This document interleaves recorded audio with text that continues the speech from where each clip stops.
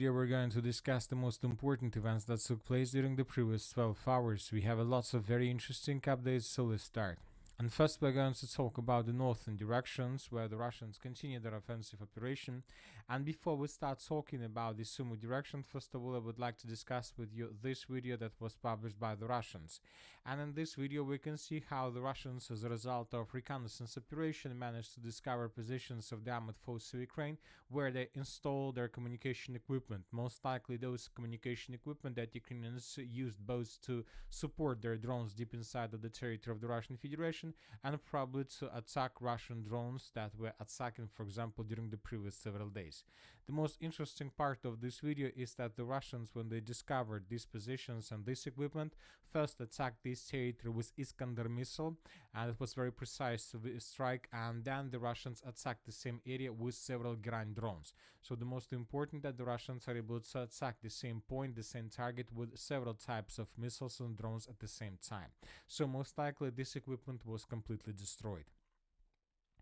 Now let's move further. Let's discuss the situation in the Sumy direction. According to information we have, the Russians managed to stabilize the situation around the settlement of Tyotkina. The roads supplying the Russian garrison in the territory of the settlement of Tyotkina have been unblocked after the arrival of reinforcements from the northeast. Ukrainian forces were pushed away from the highway after a series of Russian counterattacks. So according to information we have, during the previous days, the Russians managed to introduce additional forces on the territory of the village by the name of Tyotkina and Popovo-Ležachi, and that forced the Ukrainians to fall back from this area.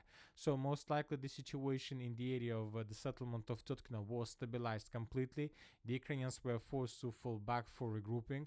Now it's very interesting to understand what exactly the Ukrainians are going to do next, because obviously the Russians don't need to keep lots of forces, huge contingent on the territory of the settlement. Most likely the Russians, after several days, would be forced to move this contingent back, let's say, in the direction of the city of Sumy. Maybe then the Ukrainians will resume their attempts to attack in this area. Now let's talk about the Sumy offensive itself, about the original direction. According to information we have, the Russians continue bombing and attacking the settlements of Khotin, the settlements of Mala Karchakovka. So the Russians, as you can see, began bombing and attacking, basically reducing till ruins the second defense layer, without any attempts as for now to attack these territories. Most likely the Russians will begin their offensive operation in the direction of the second layer after the Russians finish the battle completely for the central and for the eastern directions. When talking about the central and the eastern directions, during the previous 24 hours we haven't received anything special. We got just one adjustment on map that was published by neutral mappers. The Russians during the previous night, during the previous 12 hours, managed to secure these three lines to the west of the settlement of Kostiantynivka. So nothing special, just additional small progress on the ground without significant changes. As several pro-Russian resources this morning reported that the Russians managed to break through Ukrainian defense to the east of the settlement of Kostiantynivka and to get as close as possible to the settlement of Sadki. So summarizing everything, according to several pro-Russian resources, by the morning of the 11th of June of 2025, the Russians established complete control over everything along this red line. Obviously, if this information is correct, then most likely the Russians have already established complete fire control over the one of the most important tree lines that goes between the settlement of Kostiantynivka and, let's say, the mainland, this huge Sumy forest. So the battle for Kostiantynivka obviously will take several days more, but obviously we are entering the final phase of the battle for the first defense layer of the Sumy direction.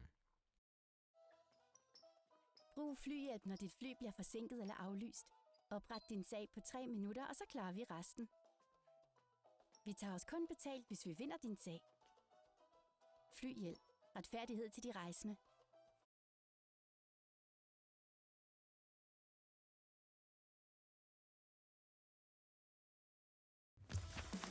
Så kan I godt sætte jer til rette, for nu er Danmark klar til at sparke sommerfesten i gang. Now let's move further and let's discuss the situation in the Kharkiv and in the Kupiansk direction.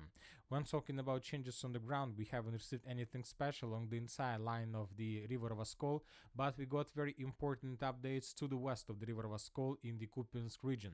According to information we have, the Ukrainians announced additional evacuation. The forced evacuation zone has been expanded in the Kharkiv region, the regional administration.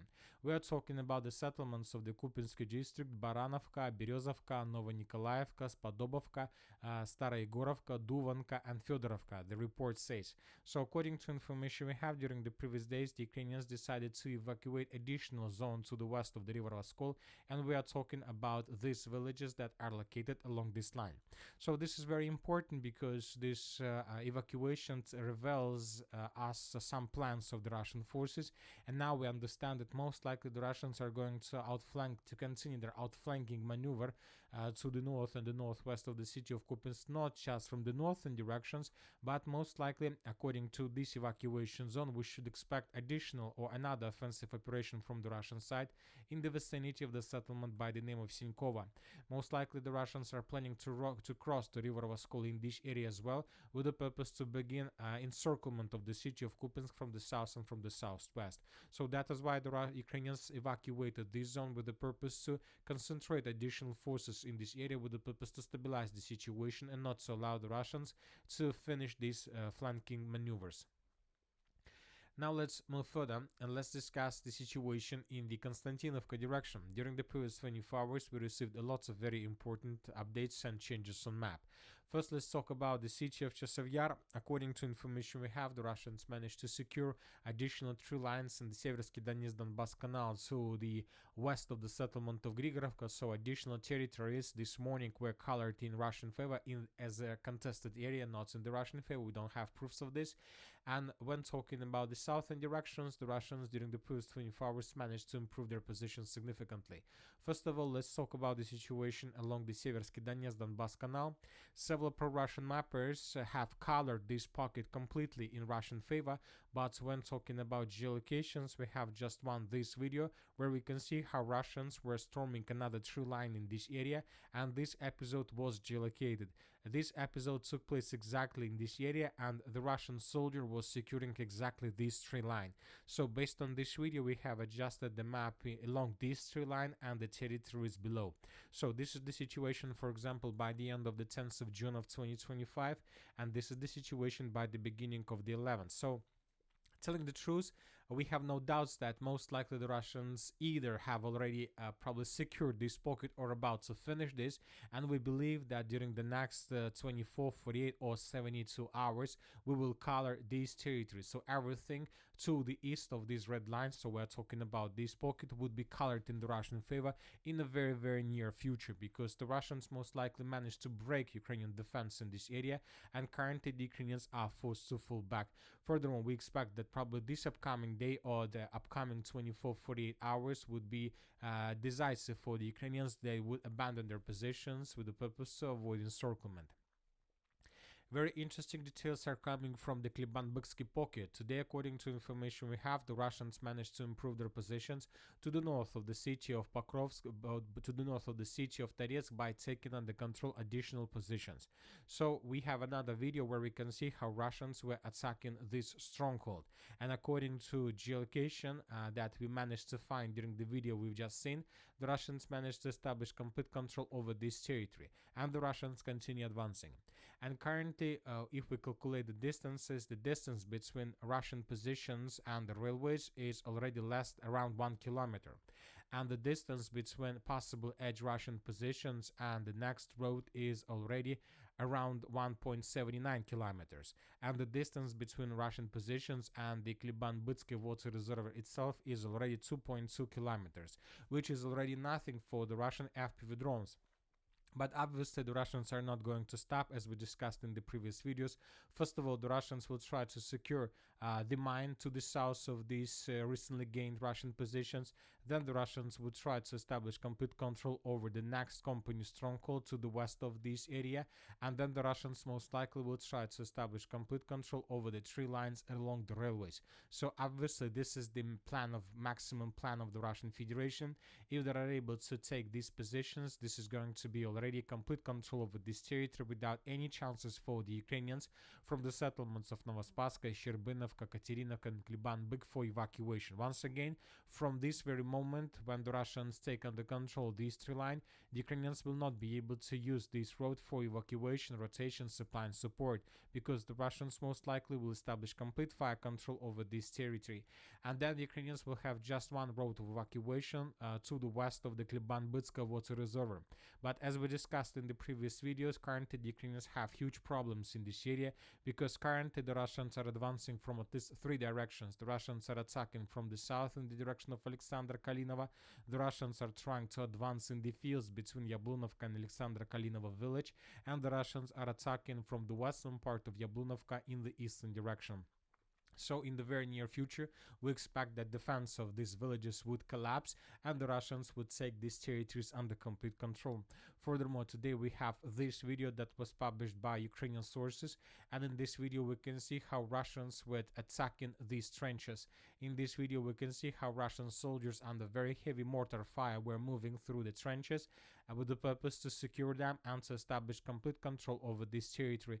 Right, exactly in this video we can see Russian soldiers that were moving along this, let's say, stronghold. These are Russian soldiers right now in front of your screens. So this episode was geolocated exactly in this place, and based on this video we came to the conclusion that this pocket was taken by the Russians and secured. So we see that the situation remained tense for the Ukrainians. Furthermore, several pro-Ukrainian sources who has relations with the situation on the ground reported that the fields to the south of Yablunovka were already taken by the Russians. So Ukrainian source reported that most likely all these fields to the south of the village of Yablunovka were already taken by the Russians during the previous days' offensive operation. So this is the situation in this direction, and we see that we are coming to an end of the battle for the southern Kostiantynivka direction, or for the Kliban-Byksky pocket. Now let's move further and let's discuss the situation in the Pokrovsk agglomeration. If you remember, yesterday several sources reported that the Russians managed to answer the village of Koptiva.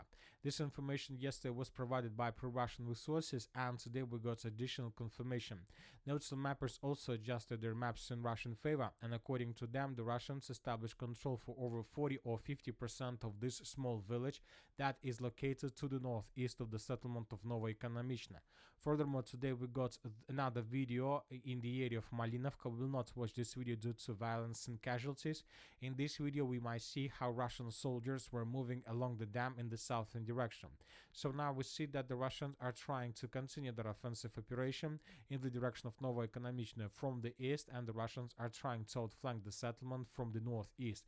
If the Russians are able to establish or to get as close as possible to the settlement of Novoekonomichna, this is going to be the beginning of complete disaster for the entire Pokrovsk agglomeration, because from these positions the Russians would be able to establish complete fire and FPV drone control over the main supply lines, and Ukrainians would be caught in cauldron by the Russians.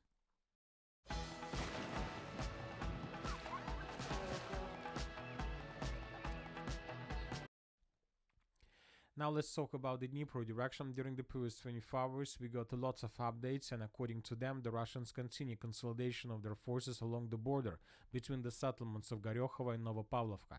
Today, several sources reported that the Russians secured this tree line and added additional territories under control.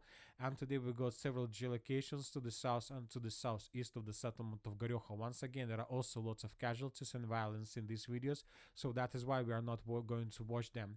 Furthermore, this information of additional progress was confirmed by neutral mappers. So summarizing everything, we see that currently the Russians are trying to outflank the settlement of Goryokhova from the south and from the southeast, and the Russians are trying to outflank Ukrainian positions to the north of Alexeyevka. We're talking about this dense network of the fortifications.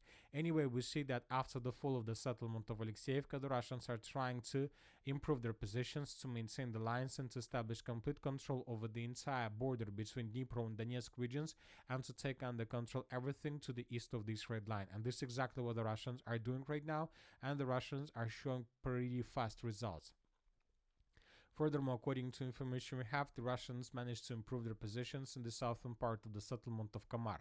Additional territories were taken. According to several mappers, the Russians, by the morning of the 11th of June of 2025, have established control for over more than 25 and 30% of the settlement. Now let's talk about the Zaporozhye direction. During the previous 24 hours and during the previous night, we got very important videos and updates. First of all, we got confirmation that the Russians indeed managed to improve their positions around the village of Malinovka. As of the beginning of the 11th of June of 2025, we still haven't received anything that can confirm whether the Russians managed to answer the settlement or not. Obviously, we have just reports that the Russians managed to improve their positions around the village. And most likely the Russians are not going to give up. They're going to continue their offensive operation until they establish complete control over the settlements of Malinovka and over the next settlements in the same line, the village of Poltavka. Very interesting details are coming from the Orekhov direction. Today, pro-Russian resources, pro-Russian mappers adjusted their map. We have very interesting changes. According to several very reliable pro-Russian resources, as a result of offensive operation, the armored forces of the Russian Federation managed to answer the former women prison to the south of Mala Takmachka. So, according to several sources, currently the clashes are taking place for this area. If this information is correct, then this is going to be the beginning of complete disaster for the armored forces of Ukraine on the territory of the settlement of Orekhov and Mala Takmachka. This stronghold is very important chain in Ukrainian defense, and if Ukraine loses this chain of defense, the entire village of Mala Takmachka could collapse automatically. And that's it for the short video. Military Summary channel reminds we condemn any violence